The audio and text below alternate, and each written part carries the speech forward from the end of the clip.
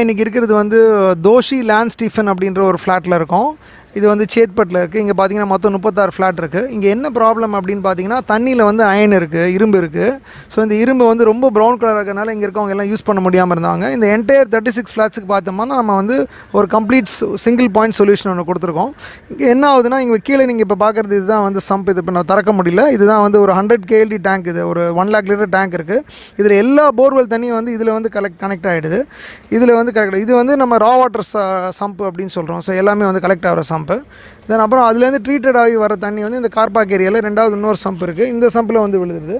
இந்த சம்ப் வந்து ஒரு 60,000 லிட்டர்ஸ் கெப்பாசிட்டி டேங்க் இருக்குது. இங்கேருந்து என்டையர் ஃப்ளாட்ஸுக்கு எல்லாத்துக்கும் இங்கே பம்ப் பண்ணி நமக்கு போயிடுது. ஸோ நம்ம இந்த பிளான்ட்டை எப்படி பண்ணியிருக்கோம் அப்படின்றத நம்ம பார்ப்போம்.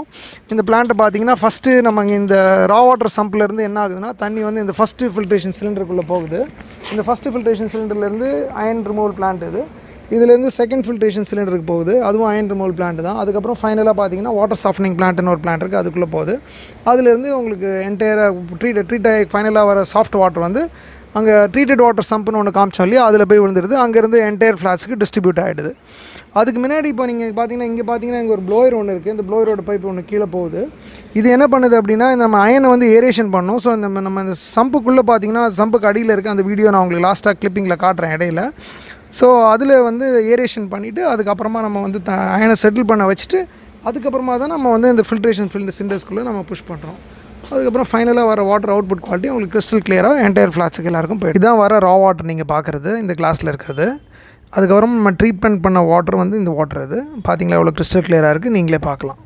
தேங்க்யூ.